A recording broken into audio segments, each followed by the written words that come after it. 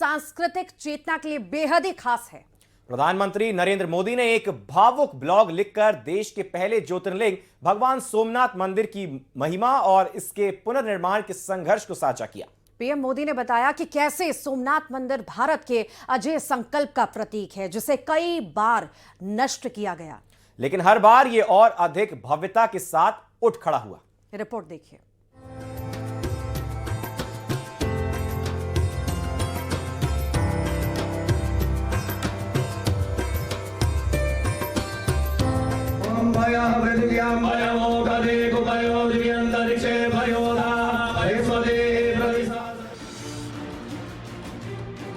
प्रधानमंत्री नरेंद्र मोदी 11 जनवरी को गुजरात के प्रसिद्ध ज्योतिर्लिंग सोमनाथ पहुंचेंगे, जहां वो सोमनाथ स्वाभिमान पर्व के कार्यक्रमों में हिस्सा लेंगे।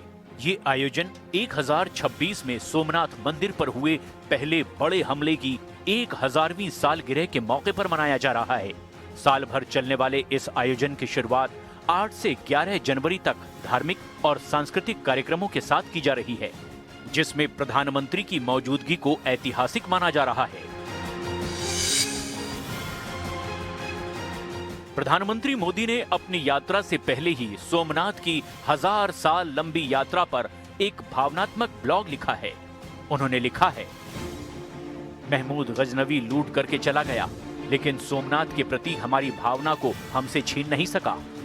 आज 2026 में भी सोमनाथ मंदिर दुनिया को संदेश दे रहा है कि मिटाने की मानसिकता रखने वाले खत्म हो जाते हैं, जबकि सोमनाथ मंदिर आज हमारे विश्वास का मजबूत आधार बनकर खड़ा है। भारतीय संस्कृति की वो जीवनी शक्ति थी, वो संघर्ष शक्ति थी, जिसने दुनिया के सबसे बर्बर आक्रमणों को भी झेल कर अपने को बचा के रखा। तो जो चमक थी, उसकी अभिव्यक्ति सोमनाथ के प्रथम ज्योतिर्लिंग में दिखाई पड़ती थी। सोमनाथ मंदिर के पुनर्निर्माण के 75 साल पूरे। प्रधानमंत्री ने सरदार पटेल के योगदान को भी याद किया। प्रधानमंत्री मोदी ने अपने ब्लॉग में सोमनाथ मंदिर के पुनर्निर्माण में सरदार पटेल के योगदान को याद किया। उन्होंने लिखा, आजादी के बाद सोमनाथ मंदिर के पुनर्निर्माण का पवित्र दायित्व सरदार वल्लभ भाई पटेल के सक्षम हाथों में आया। 1947 में दिवाली के समय उनकी सोमनाथ यात्रा हुई। उस यात्रा के अनुभव ने उन्हें भीतर तक झकझोर दिया। उसी समय उन्होंने घोषणा की थी कि सोमनाथ मंदिर का पुनर्निर्माण होगा। अंततः 11 मई 1951 को सोमनाथ में भव्य मंदिर के द्वार श्रद्धालुओं के लिए खोल दिए गए। उस अवसर पर तत्कालीन राष्ट्रपति डॉक्टर राजेंद्र प्रसाद उपस्थित थे। महान सरदार साहब इस ऐतिहासिक दिन को देखने के लिए जीवित नहीं थे, लेकिन उनका सपना राष्ट्र के सामने साकार होकर भव्य रूप में उपस्थित था। तत्कालीन प्रधानमंत्री पंडित जवाहरलाल नेहरू इस घटना से अधिक उत्साहित नहीं थे। वो नहीं चाहते थे कि माननीय राष्ट्रपति और मंत्री इस समारोह का हिस्सा बने।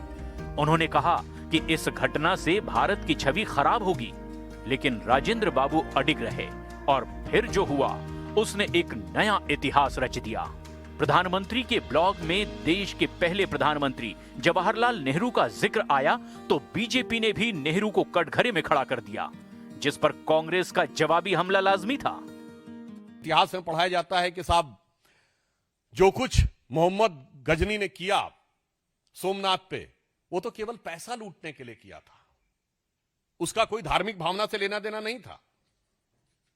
और इतना ही नहीं, और इसका स्रोत कहां से आता है? पंडित जवाहरलाल नेहरू की डिस्कवरी ऑफ इंडिया। सब एक बकवास की बात है। तो फिर गड़े मुर्दे सारे उखाड़ते रहे, फिर सरकार क्या चलाएगी? ये भावनात्मक बातें होती हैं। नेहरू जी जैसा महान व्यक्ति इस देश में पैदा नहीं हुआ। प्रधानमंत्री नरेंद्र मोदी का सोमनाथ से रिश्ता केवल श्रद्धा तक सीमित नहीं है। वो जनवरी 2021 से श्री सोमनाथ ट्रस्ट के चेयरमैन भी हैं। इस पद पर रहते हुए वो मंदिर और आसपास के विकास कार्यों से सीधे जुड़े रहे हैं। सोमनाथ प्रमिनेट एग्जीबिशन सेंटर और पुराने सोमनाथ मंदिर की बहाली जैसे कई अहम प्रोजेक्ट उनके नेतृत्व में आगे बढ़े। 11 जनवरी को प्रधानमंत्री मोदी की सोमनाथ यात्रा सिर्फ एक धार्मिक दौरा नहीं, बल्कि इतिहास, आस्था और राष्ट्र के आत्मविश्वास को जोड़ने का भी संदेश है।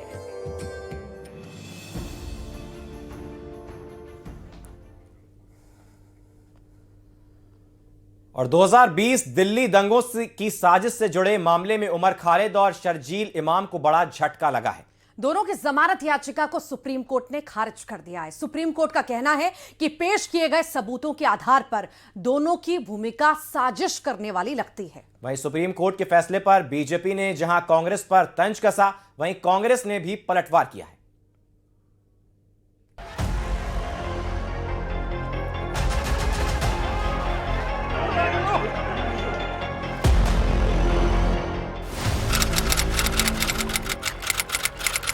ये वो तारीख थी जब देश की राजधानी दिल्ली करीब एक हफ्ते तक दंगों की आग में सुलगती रही और इस दंगे के आरोपों के घेरे में आए उमर खालिद और शर्जील इमाम को देश की सुप्रीम अदालत ने जमानत देने से इनकार कर दिया। सुप्रीम कोर्ट ने अपने फैसले में कहा, दंगों की साजिश में शर्जील और उमर की भूमिका अहम थी।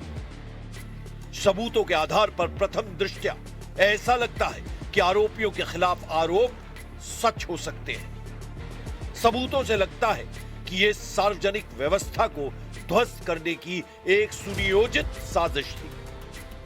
भाषण की स्वतंत्रता का अधिकार किसी को नफरत फैलाने की अनुमति नहीं देता। आरोपियों के भाषण का मकसद सरकार के खिलाफ हिंसक असंतोष पैदा करना प्रतीत होता है। इसमें यही कहना चाहेंगे, दो लोगों को बेल नहीं दिया, उसके लिए सुप्रीम कोर्ट का शुक्रिया अदा करना चाहेंगे। लेकिन 5 लोगों को बेल देना ही दुर्भाग्यपूर्ण है, जो कि नहीं देनी चाहिए। अगर उनको बेल दी जाती है तो हम 15 सनातनियों के जिनके बेटे और भाई मारे गए हैं, उनको भी फांसी देने जैसा काम किया जा रहा है। गुलफिशा फातिमा को बेल दिया सुप्रीम कोर्ट ने, तो ऑफकोर्स बहुत हमारे लिए खुशी की बात है, उनके परिवार के लिए भी, और बाकी लोगों को जो बेल दी गई है। जो 2 लोगों को बेल नहीं दी गई है उनके बारे में भी सुप्रीम कोर्ट ने कहा है कि 1 साल के बाद वो रीअप्लाई कर सकते हैं, अगर तब तक पुलिस ने और प्रोसिक्यूशन ने सारे अहम विटनेसेस अगर एग्जामिन नहीं किए तो 1 साल बाद वो लोग फिर रीअप्लाई कर सकते हैं बेल के लिए। दिल्ली दंगा मामलों में 7 आरोपियों में 5 को कोर्ट ने जमानत दे दी, लेकिन कड़ी शर्तों के साथ। इसमें गुलफिशा फातिमा, मिरान हैदर, शिफाउर रहमान, मोहम्मद सलीम खान और शादाब अहमद शामिल हैं। कोर्ट ने कहा कि इन 5 आरोपियों में से शर्जील इमाम और उमर खालिद का मामला अलग है, क्योंकि वो साजिश के सेंटर में थे। आज कांग्रेस पार्टी को बताना चाहिए कि वो बार बार ऐसे टुकड़े टुकड़े करने वाले जो एलिमेंट्स हैं, जिनको कोर्ट भी राहत नहीं देती, उनके साथ क्यों खड़ी हो जाती है। अफजल गुरु के साथ, याकूब मेमन के साथ, उमर खालिद के साथ, शर्जील इमाम के साथ, हर बार जो भी देश विरोधी टुकड़े टुकड़े करने वाली मानसिकता वाला होता है, कांग्रेस और उसका इकोसिस्टम उन्हीं के साथ जाकर खड़ा हो जाता है। अनफॉर्चुनेट है, जमानत मिलनी चाहिए। मान लेते हैं कि इनका हाथ था, इन्होंने अपराध किया था, तो इन्वेस्टिगेशन होना चाहिए था चार्जशीट के बाद, और चार्जशीट देना चाहिए तो ट्रायल शुरू होना चाहिए था। ट्रायल में अगर ये दोषी पकड़े जाते हैं तब तो आप इनको जेल में रखो, लेकिन इतना दिन जेल में रखना बिना ट्रायल, ये अनफॉर्चुनेट है। 5 साल पहले दिल्ली में हुए दंगों में 53 लोगों की जान गई थी, 700 से ज्यादा जख्मी हुए थे, और अब बारी है न्याय की, जिसका इंतजार दंगों के पीड़ित परिवार पिछले 5 साल से करते आ रहे हैं। जो दिल्ली दंगों के आरोपी शर्जील इमाम और उमर खालिद की जमानत की अर्जी को खारिज किया गया, हम माननीय कोर्ट का स्वागत करते हैं। और ऐसे लोग जिन्होंने दिल्ली को दंगों की आग में धकेला, उन्हें कड़ी से कड़ी सजा मिलनी चाहिए। और वो लोग, वो पॉलिटिकल पार्टीज जिन्होंने ऐसे दंगाइयों का सहयोग किया, उन्हें भी कड़ा संदेश मिलना चाहिए, वो भी सजा के भागी हैं। दिल्ली दंगों को लेकर सालों से सियासत होती आई है, और इस बीच देश की सुप्रीम अदालत ने जो फैसला सुनाया है, उसके बाद एक बार फिर से इस मुद्दे पर सियासत गर्मा गई है।